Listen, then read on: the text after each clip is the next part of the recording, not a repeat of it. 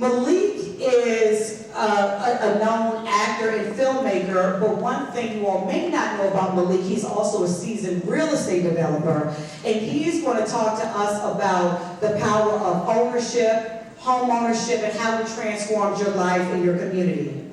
So Malik. First of all, can we just give a hand? Like for real. Because the work that you're doing, so I know you do this work. This is the first time I've seen you in action. This is so important because the first real estate we own is in our minds. And to contextualize it further, we used to be the real estate, right? Stocks, bonds, mortgages was all attributed and language used for enslaved people. So the fact that we have folk who are in the community at grassroots level, making sure that we can level up and get the information is critical. So I just want to give you some flowers, because it was beautiful to watch you do your thing. Well, I learned from the best. Marcia Griffin, my mother. All right, so good. So Malik, how old were you when you bought your first home, and why did you even decide to buy your first home? So I grew up, I'm born in the South Bronx, raised in Harlem, in the rubble, and the dope fiends of the 70s and 80s. Crack came a little later. I grew up in, the first places we lived in were tenements. But my father worked for the 1199 Hospital Workers Union, which were the sponsor, which means the developer, of a project called, development called 1199 Plaza, that was union. And so because he was a union delegate, he was up on the information, right? And so this particular development in East Harlem, which was started, they started the project in the late 60s. It opened up in 1974. We were the first family to move into it. But it was low and moderate income co-ops. And the whole idea was to give black and brown people equity and ownership in the community. So I grew up in a property that we had ownership in. So my father always preached the value of ownership. And so it was always in my mind. I started thinking about development as a kid when I used to look at the rubble in the neighborhood, say how come we can't put buildings there? Because I go to school downtown with white kids, and I saw they were living different. So my first purchase, I was about 28. Yeah. And so we have many young folks in this room who are in their 20s, so I'm going to throw you a question here. Is it too young to buy a home in your 20s, or do you feel like that was the right move? It's never too young, never too old. I was at a home conference in Detroit in June. I met a woman who was 72 years old that just bought her first home. So it's never too late or too young. Excellent. So is it true that you got into real estate development through New York Undercover? Anybody remember New York Undercover? So y'all know, y'all date yourselves. I used to watch New York Undercover. Who doesn't know what she's talking about? I was entirely too young to watch that. Why are you halfway raising your hand? Okay, but you know. Black History Month, boy. You gonna learn today. BET, Amazon, video, Yes. and watch it. So because You know what she's talking about? You have no idea? Yeah, the New York Undercover. Change your life. Exactly. You were probably conceived when your parents were watching. Yes.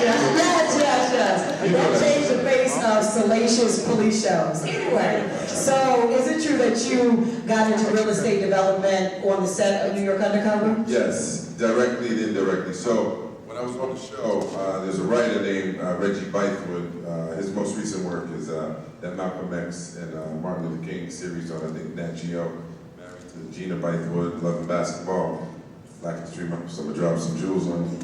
My man smiling, you receiving it. So Reggie introduced me to his cousin Dan, who became a real estate developer in the early 2000s. So we met in the 90s, and there was a period where I had a theater company. We were touring the country, and I was looking for funding. And a developer that actually I was dating out of DC, she said, you should holler at my man Dan Bythewood. I said, oh, I know Dan.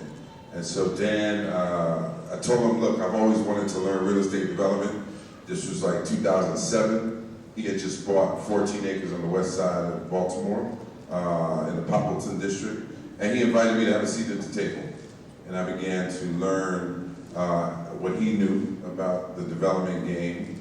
And as a storyteller, I always thought it was important that we share this information as we go along, and so as a result of that, I started my development company. So it seems such a big leap between the film industry and development. Where is the tie? Well, it's the same thing, it's all storytelling, right? Like, just being in this room tonight, you asked who's a homeowner, or who's about to close, or what's an opening date. 2 hands went up. That told the story. That means that we have to close that gap, right? So, in fact, there's less homeownership now than there was maybe 30, 40 years ago in our community, right? So we still under-index when it comes to ownership, which is really important.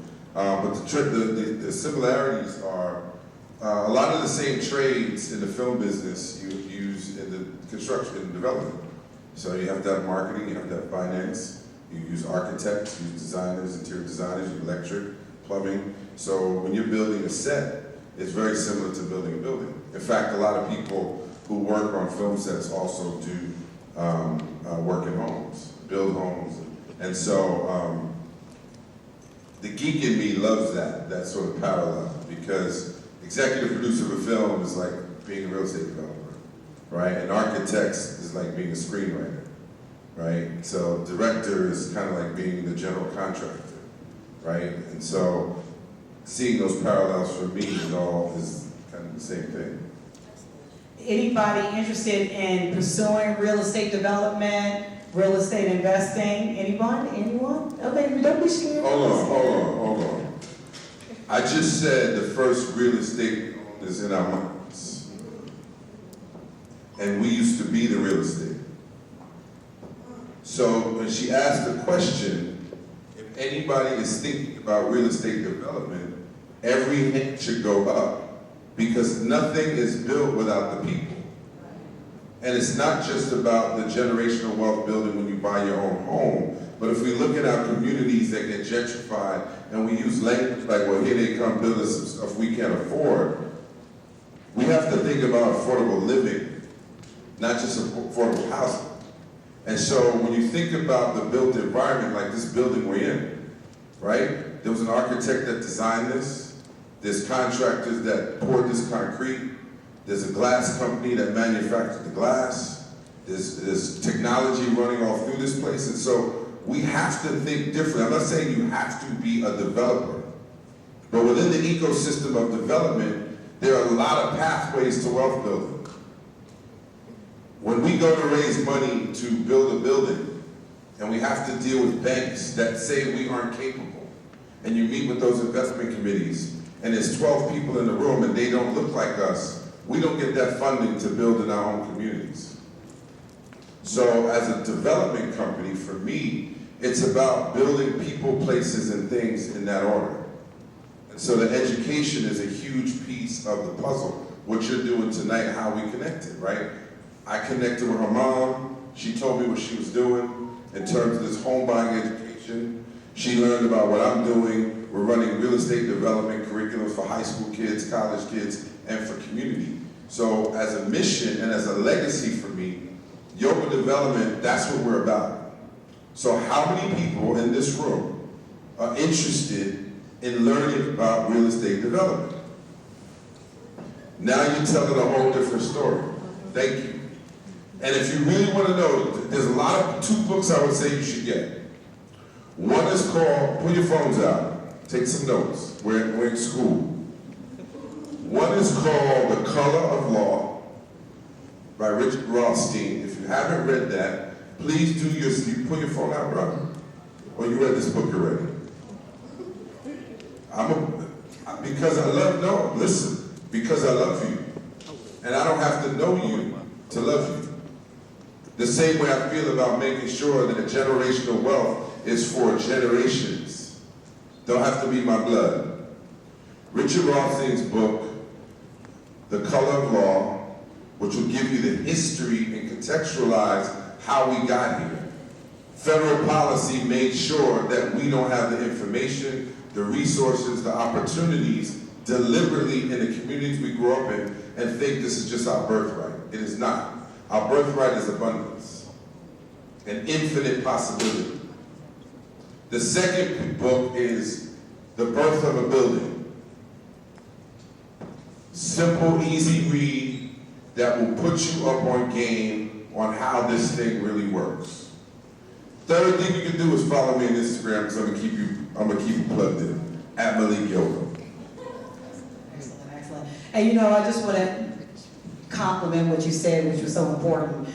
You said you got into home ownership and this thus development, as we were talking yesterday. Your father implanted some jewels in your mind about the importance of ownership. And as you were driving through your neighborhood in New York, you saw all the rubble and, you know, decay. But then Not just driving, I would play in that rubble. Play in it. But I appreciate that because when we see things, we normalize it. It becomes normal to us. The decay, the rubble, it becomes normal to us, and I appreciate your point because so much starts just with one action, which is you all showing up here tonight.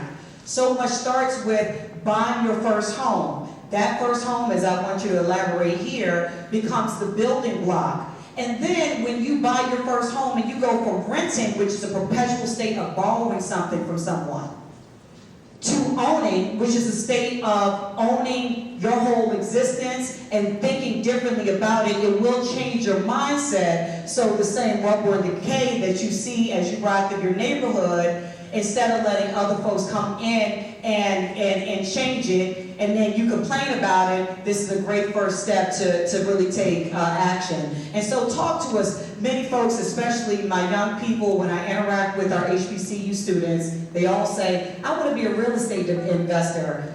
But what they don't see is how first-time home ownership helps to position you to get there. So talk to us about that.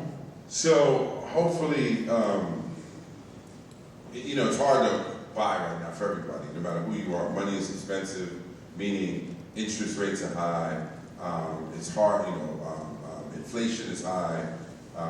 Just the entry level for a lot of people is high. So I don't want to act like it's the easiest thing in the world. Depending on where you are in the world, it's important to think about that. And you don't always have to invest where you live, right? So if you start doing your research, you might find a community in a rural area or someplace out of your home state where it could be more affordable for you to have that, right? And you might even think about getting a two-family, right? So you can move people in, or if you took one unit and then have other people, your renter help pay for your mortgage. So I'm sure you'll get deeper into that kind of stuff. So for me, I bought my first property, it was $220,000. And when I sold it for almost $1 million, 9 years later. So I made almost $800,000 profit on my first purchase. And that allowed me to continue to reinvest in other properties. And it was that move in my 20s that really paid off in my 30s for me. And that's when I was like, at that time, that was the biggest single check I had ever gotten. And so that really motivated me to continue to learn more about this game. That equity situation is serious. I bought my home, and if anybody has ever heard me speak before, I say the same thing, similar to you. Now, you cashed out way more than I did, though, but I bought my home 13 years ago. I bought my home for $250,000. Now my home is worth $600,000. And then, as you mentioned, you can use that equity to invest in other things. Real estate development may not be your thing. It may just be an asset to pass down. Maybe you want to tap into your equity with guidance to pay your kids' college tuition. Either way, real estate opens doors. And as a community, as Malik is saying, we have to look at ownership in a way, one, that is achievable, and it is based on the resources we're exposing you to tonight, but also knowing that ownership, your financial situation, is the biggest flex you can do. If you don't like this situation that we're in as a community, individually, whatever going on in your life, taking action, getting educated, making the change, and getting your finances in order is really the thing that will move us forward and that will move you forward. So real quick, as we close out here, Malik, how does ownership transform communities? You've already touched on that. And so just give us some closing words, some closing piece of advice, inspiration that folks should just remember as we go through this presentation and beyond. Just stay open, stay deeply curious. With God and Google, anything is possible. Don't no chat GPT, because, no, literally, when I started in development, there was no chat GPT, right? I didn't really use the internet at the same level at that time, like in the early 2000s. Google started, 2004, whatever it was. I would just say, continue to show up for yourself in spaces like this when you know there's going to be information. Don't be afraid to share information with each other. And just stay committed to growth in every aspect of our lives, mentally, emotionally, physically, spiritually, and financially. Those are the 5 pillars that I choose to stand on and make sure that I'm shored up as much as possible. Because a lot of times folks just do maybe 2 or 3 of those. You don't really take care of your emotional health or your mental health, right? You might just be so, traumatized, you're trying to get that dollar. But that quiet time to meditate and to connect with the highest source, whatever it is that you choose to connect with. But there's universal and infinite wisdom that does exist for us. We just have to tap into that. And I think so often in our communities, we're just trying to survive. We don't have time to really do those deep thinking sessions and so I think that that's so important because, like I said, the first real estate we own is in our minds. And if we don't get our mind right, nothing else is going to happen. Excellent, excellent. So Malik, you want to stay around for a little bit? For like 2 seconds because I got to get to DC. Oh, okay. So we just want to stretch a little bit. Let's just take 1 or 2 questions for Malik. Oh, questions, yeah. Okay. Well, no, I want you to stay to the end, but it's okay. Okay, go ahead, brother. If you can stand up. We're going to take the mic over real quick. You can go ahead and stand up, and even if the mic doesn't come to you, I'll repeat your question.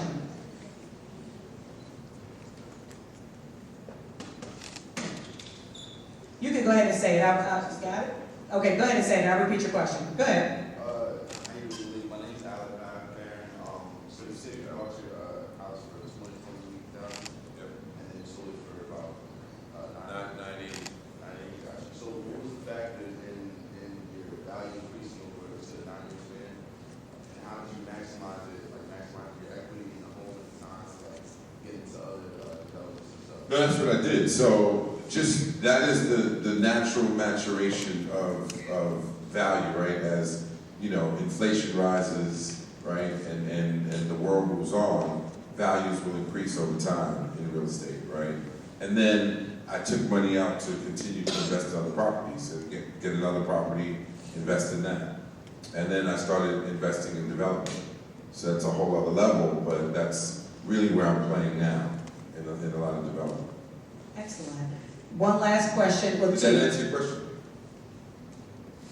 Yeah. Is there another part? B? I would say just more the details of different factors like fixing up the home, just renting it out, that you Well, it was a co-op in New York City, so it was not a home. okay. Yeah, so it was an apartment inside of a multi-family building, a pre-war building to be specific.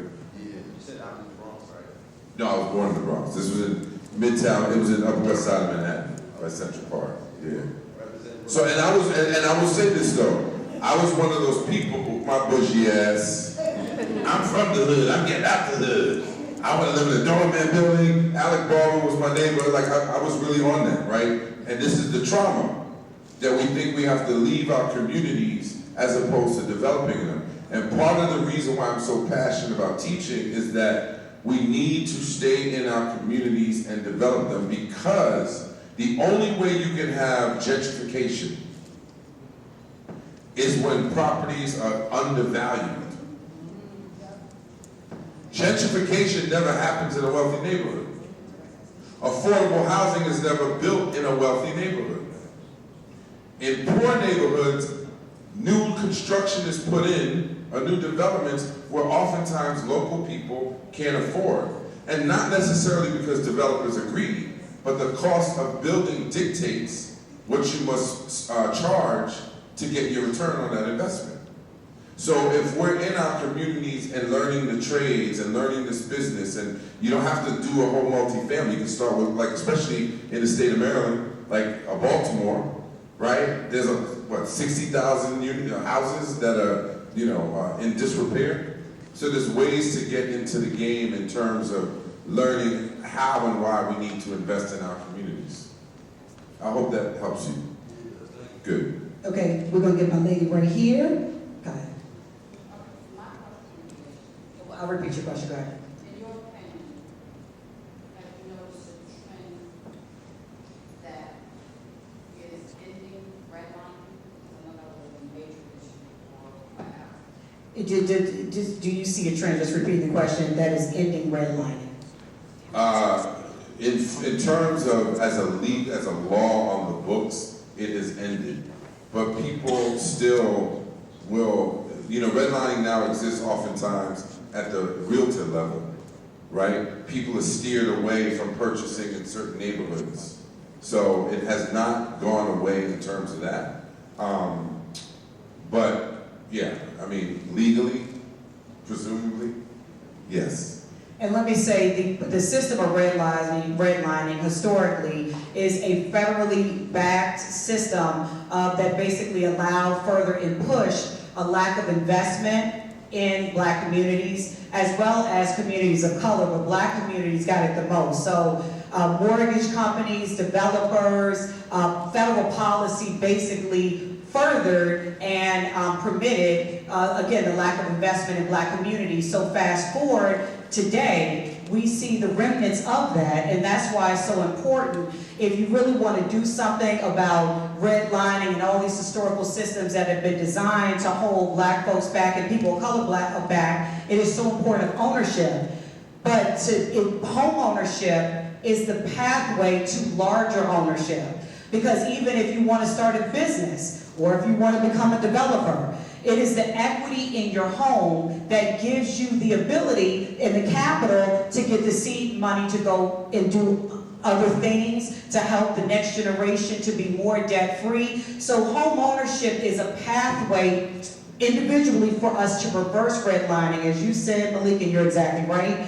The laws aren't necessarily on the books anymore, but there are a lot of laws that aren't on the books, but the pattern and the systemic operation is still in effect. So what you're learning tonight is helping to overcome a lot of societal ills, but it's more importantly, it's starting with you as an individual. Amen. Can the church say amen? Amen. All right. So Malik, we do not want you to get tackled, and we still have our show, if you will, going on. So we're going to introduce you to resources that are available that will make buying your first home easier and more affordable despite the high interest rates. Let's give Malik a hand. And give yourself a hand. Show up. Yeah.